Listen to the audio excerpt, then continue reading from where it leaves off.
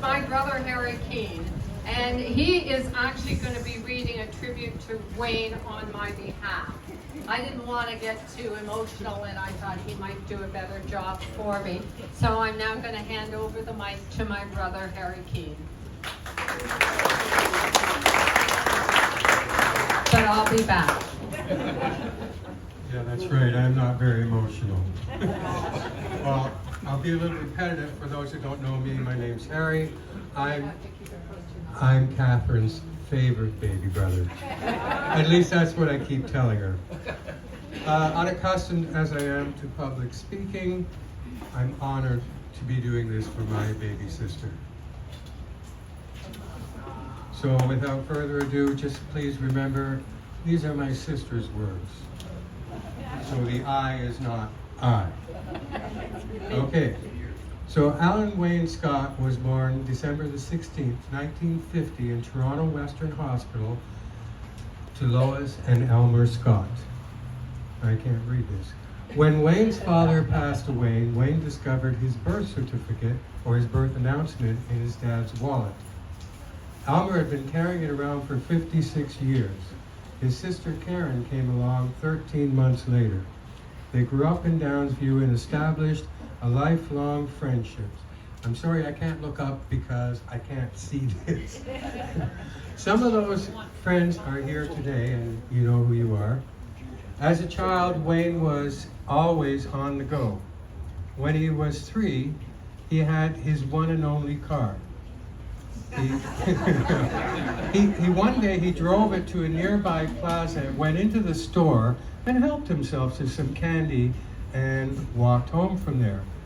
This was his one and only experience driving a car. But bicycles became his favorite mode of transportation. But when his father offered to pay for half, they saved up their allowance. Wayne spent his on classic illustrated comics, you know, like The Count of Monte Cristo, or the latest 45 record on the Chum Chart. A few weeks later, Elmer took a picture.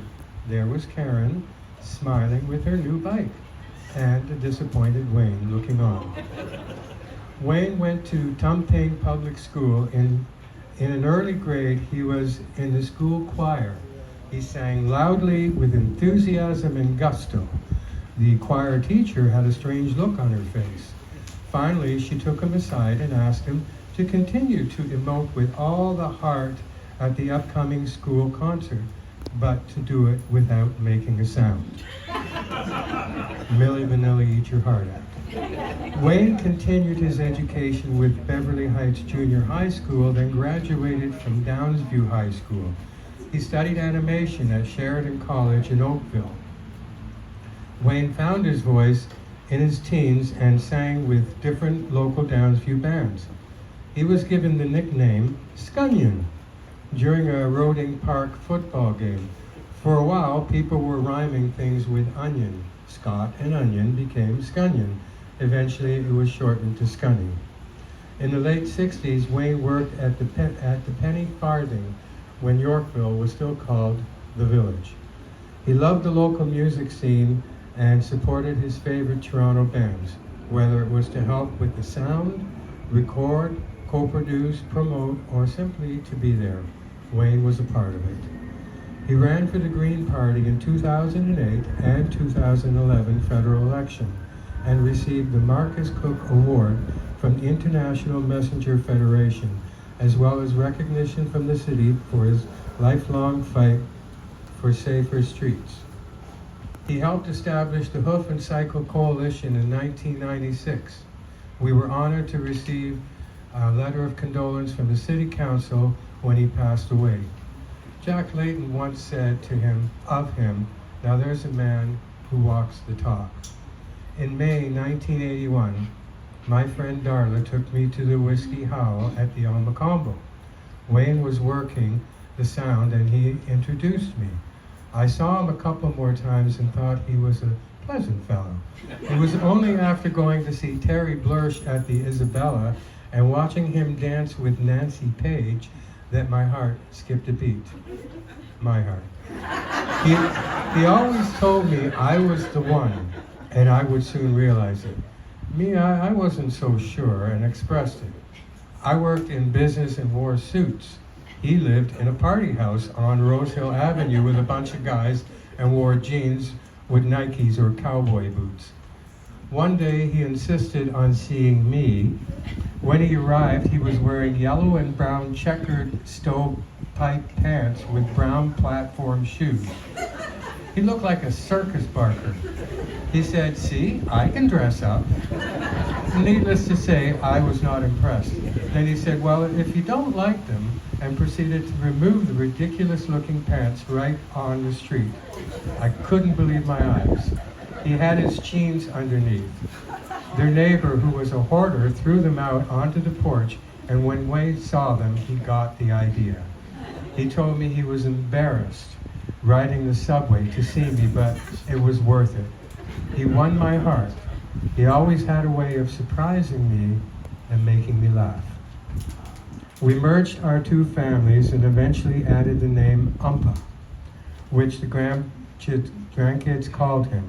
We moved into our Shannon Street neighborhood and in 1987 and have made amazing friendships over the years. Wayne immediately took over the third floor where he wrote and recorded his music.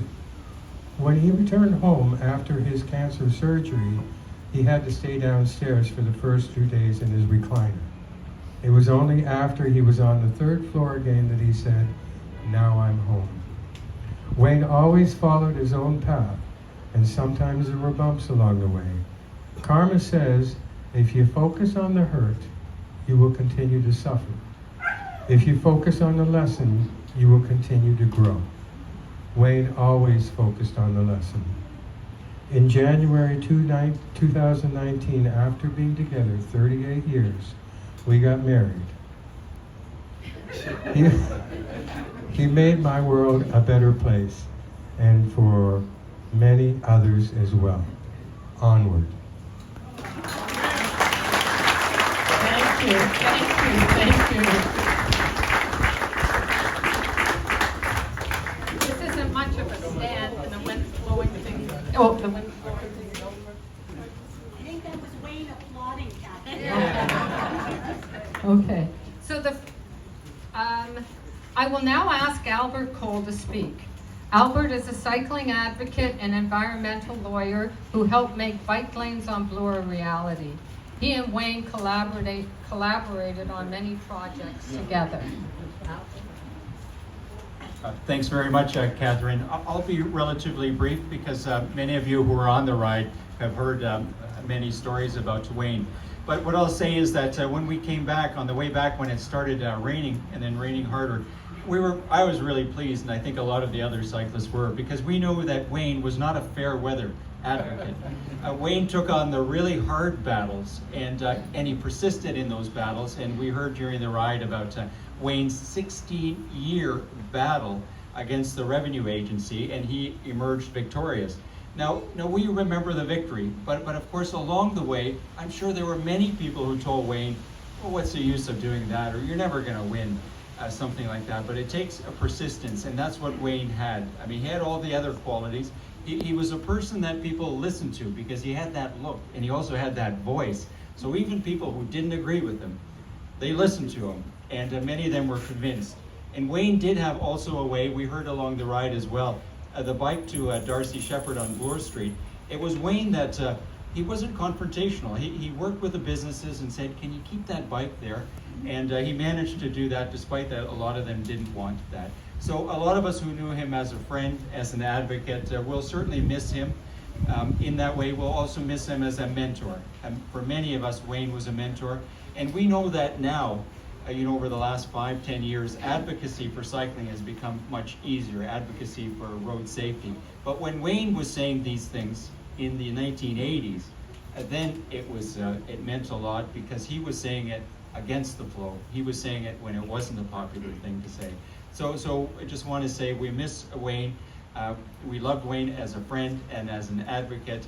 Many of you, of course, as a family member. And we thank Catherine for including us in today's program. And as we've heard, Wayne would say onwards, and that's what we certainly will do. Thank you very much. you, Albert.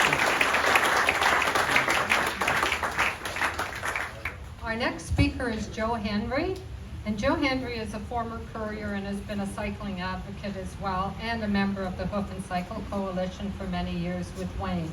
He will now share a message from Alan Shepard and say a few words. And Alan Shepard was Darcy Allen Shepard's father, and Darcy is who was killed by Michael Bryant.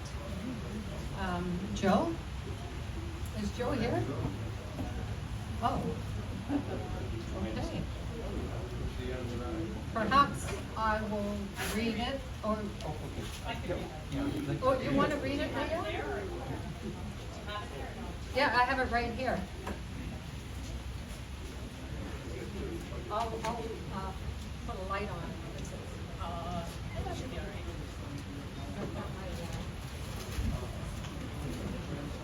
All right, again, these are the words from Mr. Shepard. 2 years ago, many of us met for the 10th and final memorial gathering for my son, Darcy Allen, beside the ghost bike that Wayne maintained so diligently over the years in respectful remembrance of my son, and as a rebuke to the legal, political, and media elites who enabled Michael Bryant to get off without even a mild slap on the wrist. I said then that I looked up to Wayne as someone who personified an aspiration that many of us seek to achieve, though none so successfully and graciously as Wayne: be the change you want to see in this world. Most of us know, because he was never too shy to remind us, that Wayne made 3 promises to himself while still a callow youth.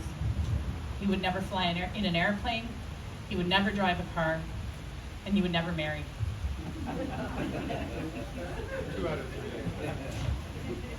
Wayne kept the first 2 promises, and we admired and respected him for that. He walked the walk of his principles in politics. He did not just talk the talk. But Wayne broke his 3rd promise. I admire and respect him even more for that than keeping the first 2. When he realized that the end was near for him, Wayne married Catherine, his life partner of many years, because he knew that that was what she wanted. With that simple gesture, Wayne showed us that while his principles and politics that flowed from them were central to his life and the way he lived it, people and relationships were more important. Wayne embraced his principles and politics with unashamed passion. He embraced the people in his life, Catherine, and everyone he knew and loved, even more passionately and sincerely. That is the Wayne Scott I want to remember and celebrate today, the one who cared deeply and intensely about principles and politics, and even more about his family and friends. I'm sorry I can't be with you today, celebrating Wayne's life and memory and the relationships we all enjoy through having known and loved him as a friend. Thank you.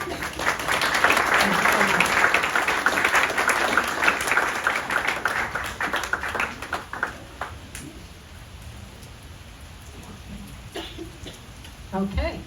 Our longtime friend, Darla McKean, would like to share a story. I met Wayne very many. I don't know where this is going.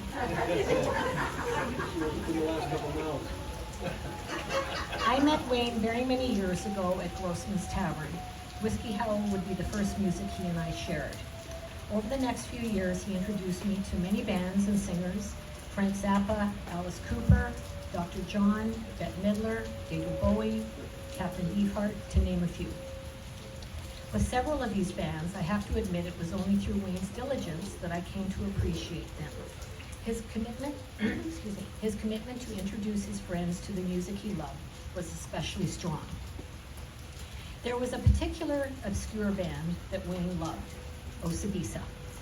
In 1972, Wayne had already been to the Colonial Tavern twice in a week to see the band.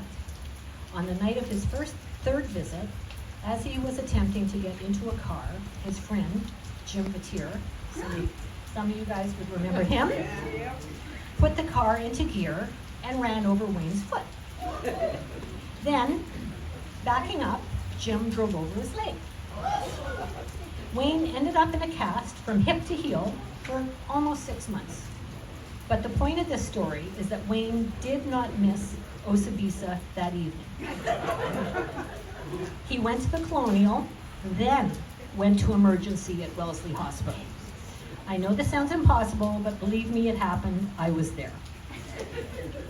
This, I think, pretty much sums up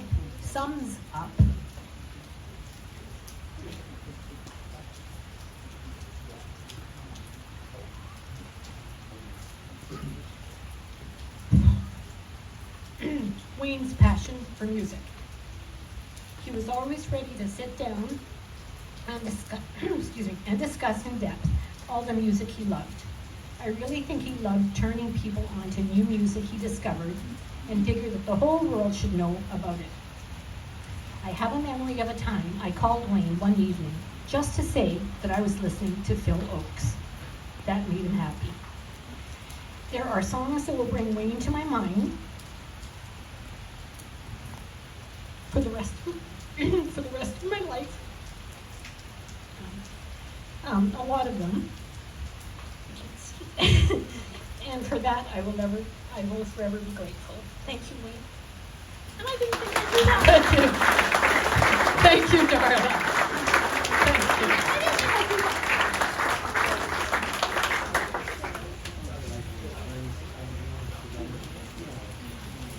Our next speaker is Robbie Rox. Robbie is a songwriter and performer and longtime friend of Wayne's. He will be reading a message from music producer Gary Top and saying a few words.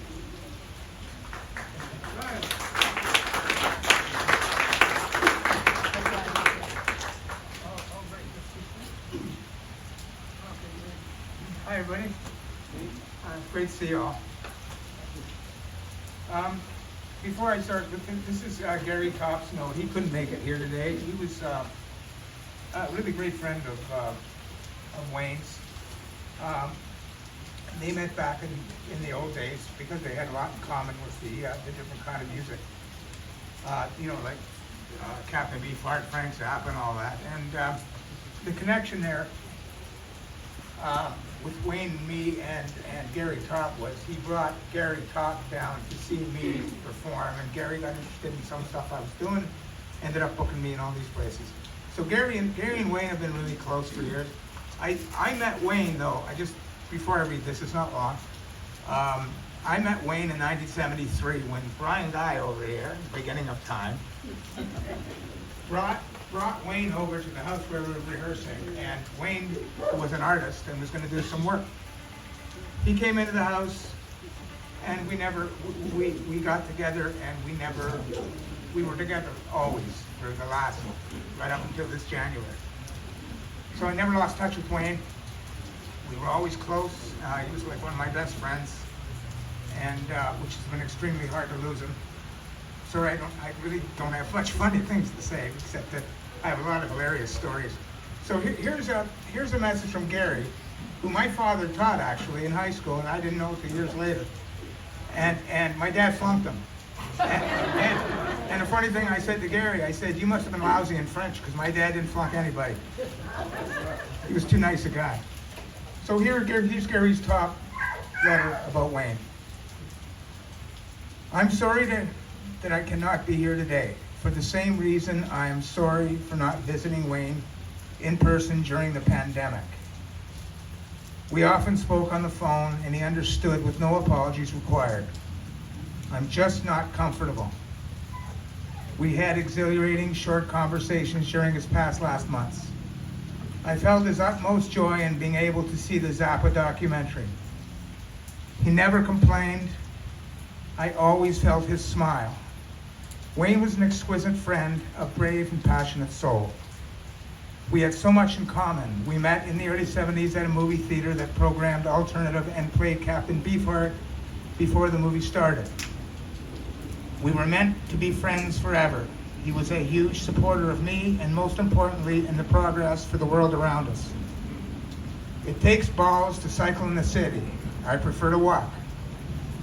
But thanks to Wayne, I've learned always look both ways before crossing a bike lane. God bless him. Couldn't have said it better.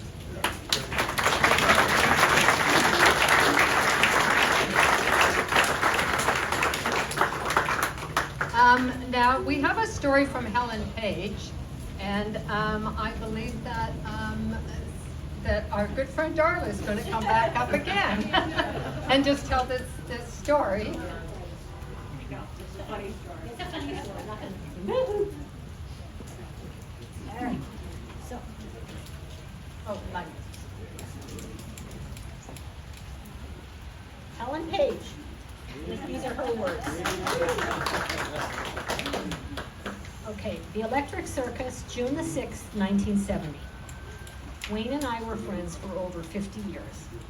There are a lot of memories in those years, but this one stands out.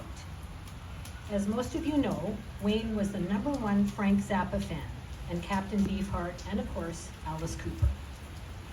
On June the 6th, 1970, Alice Cooper was playing at the Electric Circus in Toronto. We got tickets.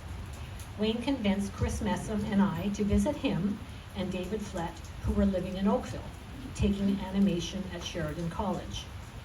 He also convinced us that it would be a great idea to boil several pounds of spaghetti, throw it up against the wall to ensure it would stick, and smuggle it into the venue. Well, we sat on the floor in front of the stage, and after a fantastic show, just when Alice was going to bombard the audience with feathers, as he usually did, we threw the spaghetti at the band. I still can't believe that security didn't even approach us. I think everyone was too shocked. As it turned out, Alice loved it. It was said to be the first interactive audience participation. And it started a friendship between Alice and Wayne that would last many years. It's certainly an event I'll never forget.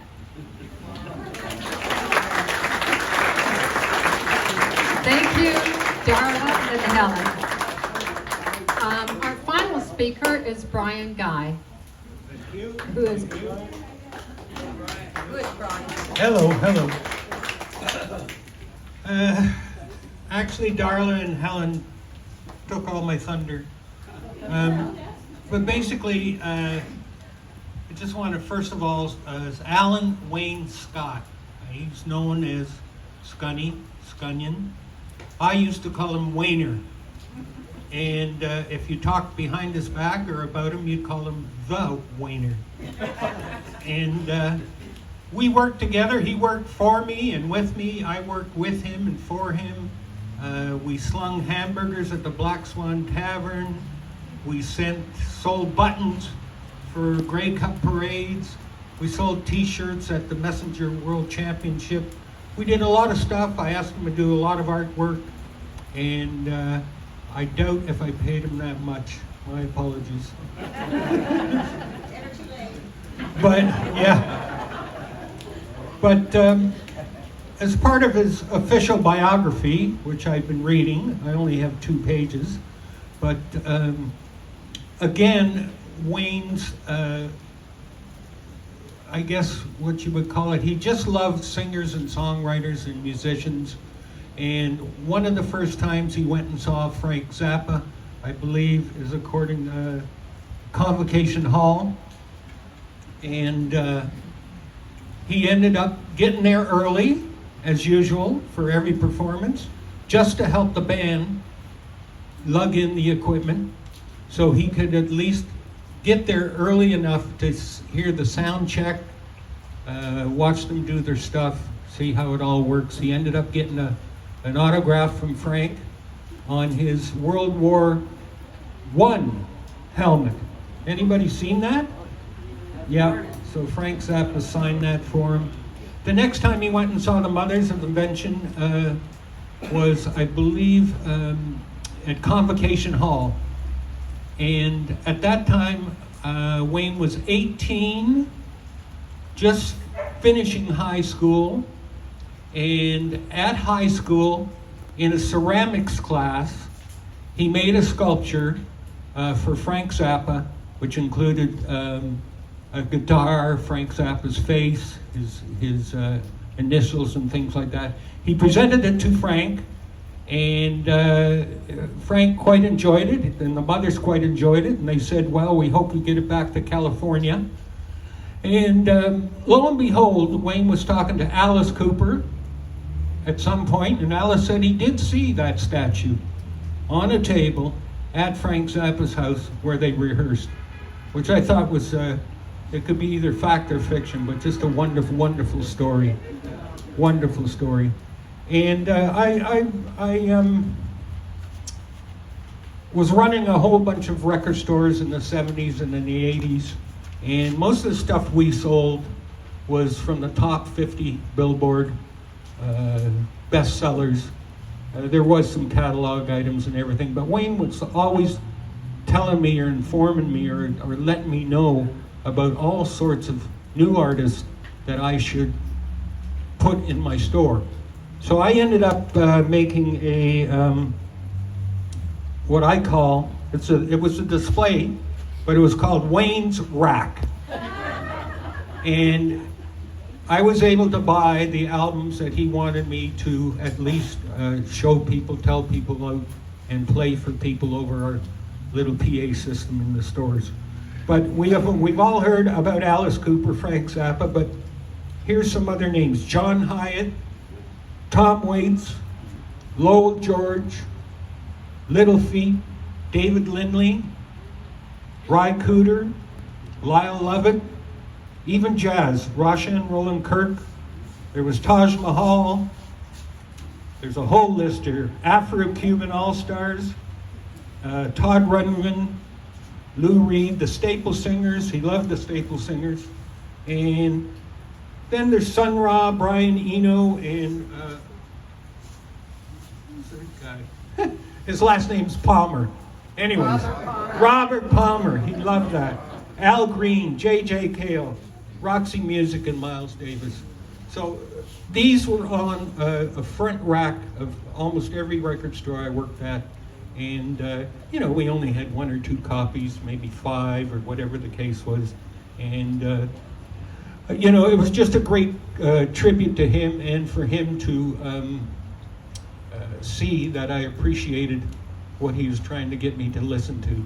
We also got to remember the fabulous Canadian or Toronto musicians that he supported. Some are here today. Steve Ambrose, Terry Blursh, Robbie Rox. The others are Mark Haynes, Black Creek, Paul James, and I know I'm forgetting Blank Castle? Blank Castle. I draw a blank on that one. Yeah? Oh, sorry. Okay. And Dave Morrison. I knew there was something. Sorry, Dave. My apologies. So I just wanted to thank, first of all, the brothers and sisters of the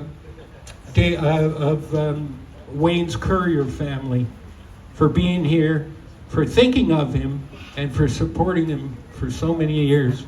And also the residents of Downsview. Oh, yeah. And all the family and friends. And thank you, everybody. Appreciate that. Thank you, Brian.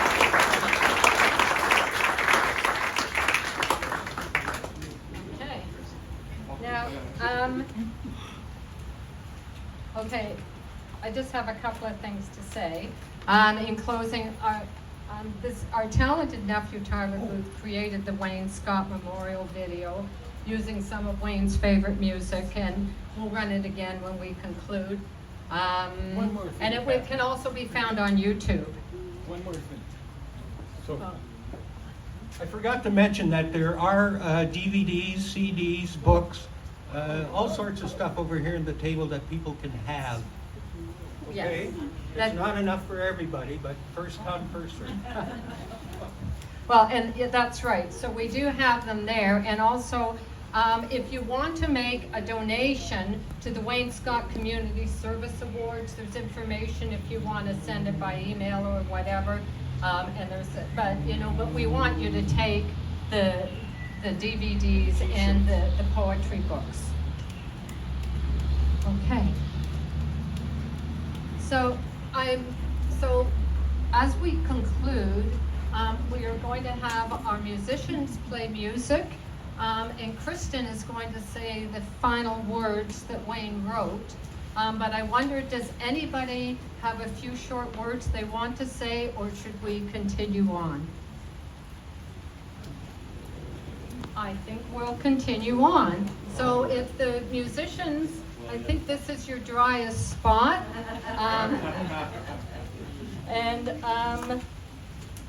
So but we'll have Kristen come up, and then when she's finished, then the musicians will play 2 songs to close our festivities. So Kristen, so our wonderful niece, Kristen Booth, is going to read, and it was the night before Wayne passed away.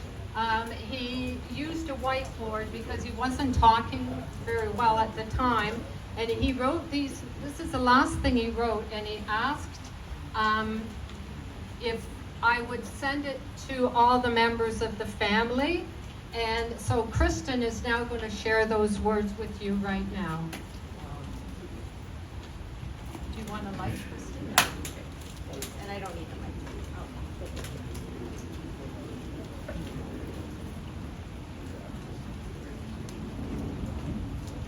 And Finley. I want to thank you at all for all the love and joy and fun that our family has brought into my life. My wish is that such will continue for everyone involved over the course of your own even longer lives.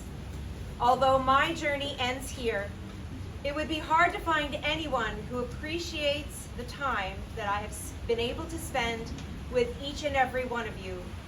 Please remember that while our little family group is unusual, it is based on love for one another and how much being who you want to be will help not only the individual, but the group as well.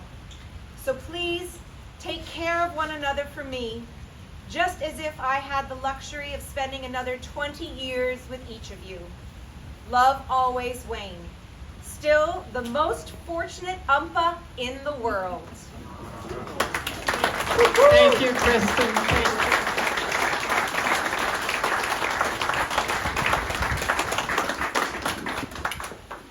So now we have Stephen Ambrose, Terry Blursch, David Morrison, and Robbie Rox are going to close off with a couple of songs for us.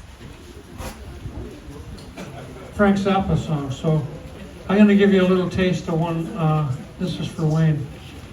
I'm gonna tell you the way it is, and I'm not gonna be kind or easy. Your whole attitude stinks, I say, and the life you lead is completely empty. You're phony on top, you're phony underneath. You lay in bed and grit your teeth. That's you, American womanhood.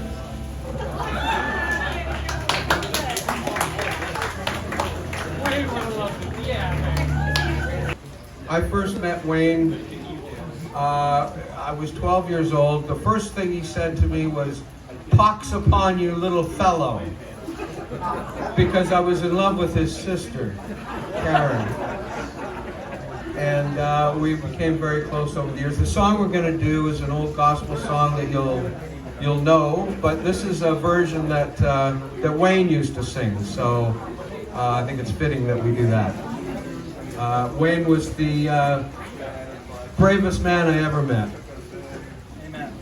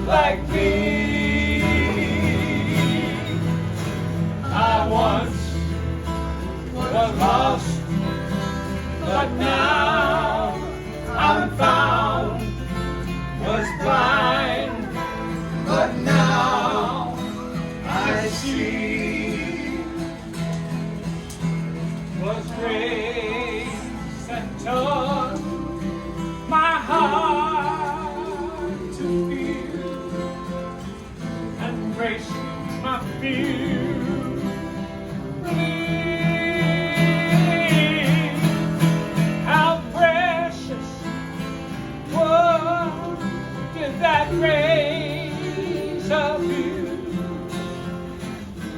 the hour that I first believed. Amazing grace, how sweet the sound that saved a wretch like me. I once was lost, but now I'm found. Was blind, but now I see. Torso.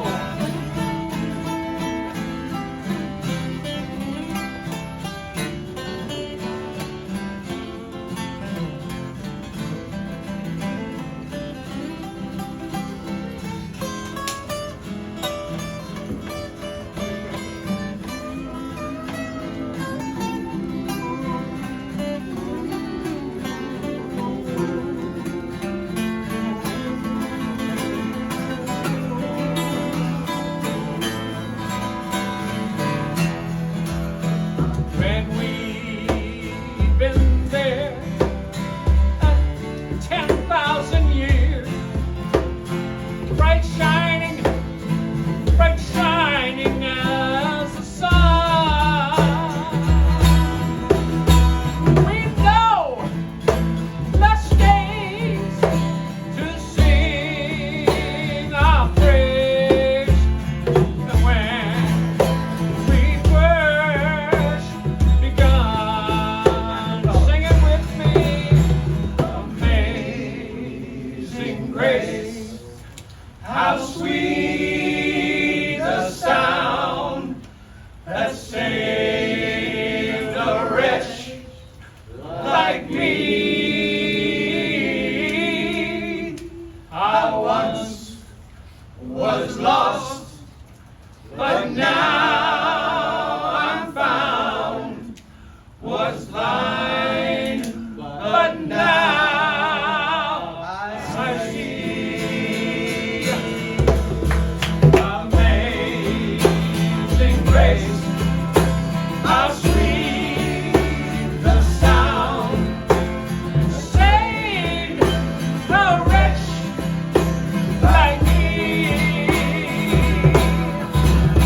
I once was lost, but now I'm found. Was blind, but now I see.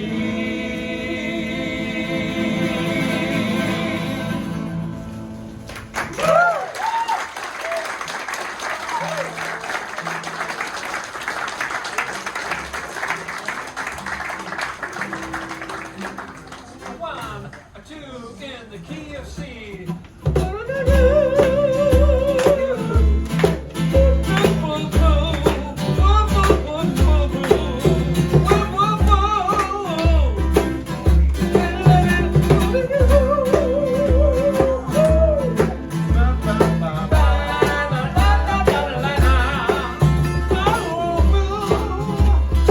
Here we go to needed the shelter of someone's arms. There you were. Need someone to understand my ups and downs. There you were. With sweet love and devotion, deeply touching my emotion. I just wanna stop. Thank you, baby. I just wanna stop. Thank you, baby. Sing it. How sweet it is to be loved by you. Oh, yes it is, baby. How sweet it is to be loved by you. First, closed my eyes last night, wondering where I'd be without you.